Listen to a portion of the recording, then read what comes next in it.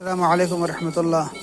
أخي وحيد كان مريض، له مرض ضمور العضلات، ما يسمى بالإنجليزي ماسكولار ديستروفي، من قسم الدوشين أو مايوباثي. عمره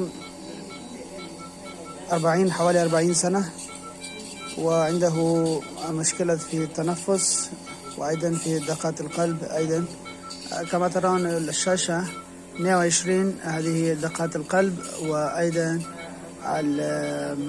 أما الأكسجين هي كم 95 أو 94. عنده مشاكل هنا كما ترون.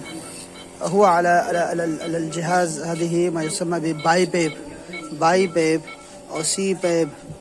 يا أخي أغلق عيون، هو لا يستطيع أن يغلق العيون، لا يستطيع هكذا.